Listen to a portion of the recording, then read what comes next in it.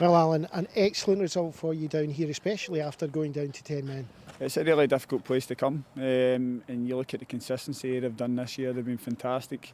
The football they've been playing, the attacking style of play. So we knew it was going to be a really tough game, especially when you come down to 10 men as well. It was a great unit that you had out there, though, when you went to 10 men. The defensive positioning that you put them in, they worked their socks off for every moment of that game after that. We've played against a couple of Premier League teams this year in the cup competitions, and we've frustrated them for long spells, like the game against Dundee at home, and obviously broke on them quickly and scored a couple of goals. So even though we were down to 10 men, we've played that way before, and you see the quality we've got going forward, the pace we've got. Just after you got your goal, actually just before you got your first goal in the match there, you seemed to be taking a bit more of the game, and you must have been a bit disappointed to let Ayr get a goal back so quickly. I thought the first half we started well, we were probably just edging it, and then we get the first goal and you're thinking, brilliant, we're in a great position, let's see it out to half time. So it was really disappointing to lose a goal for a set piece.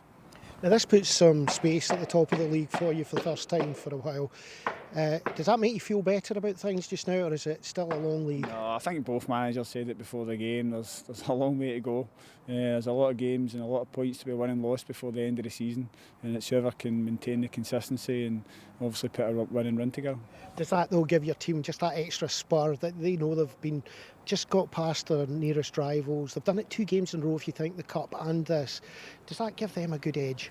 No, well, I don't know. Mentally, it must help. Obviously, when you're down to 10 men and you win a game against Ayr's quality, and it'll be interesting to see how everybody responds as well, because I don't think Ayr have lost many games this year, so they've got a lot of big games coming up.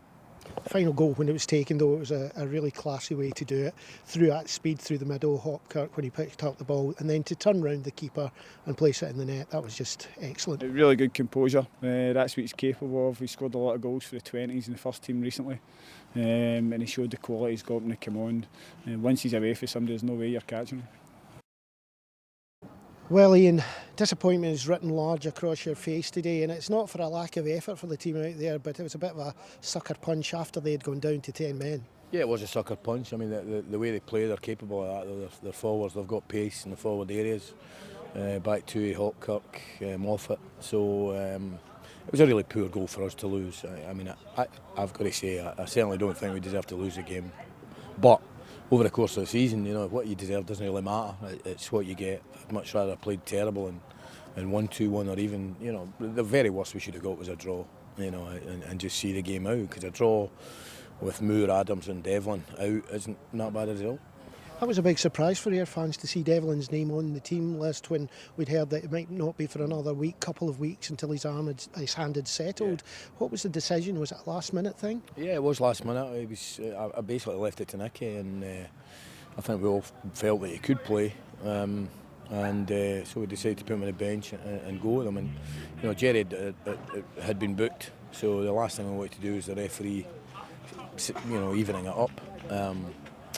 But just a hugely disappointing game. Really good atmosphere, and our fans really got behind us at certain times in the park and in the game. But just hugely disappointing to get beaten. But I can't be too harsh on the players. That's, you know, if we can go the next 15 games, and that's the target, got to go on another unbeaten run and go from there, because there's a long, long way to go in the league season.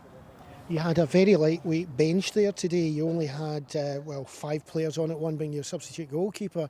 Is there an injury crisis at the club? Well, there's only 2 or 3 players injured and suspended, but we've got a very small squad, and I mean that's the thing that'll go in Dunfermline's favour over the season. But you know, I'll very confident I'll play Dunfermline at football with our full team, not a problem. But over the season it's tough, and it's happened all at the one time for us. But you know, we'll go over it. We'll hopeful Moore, Adams and Nicky will be back for next Saturday.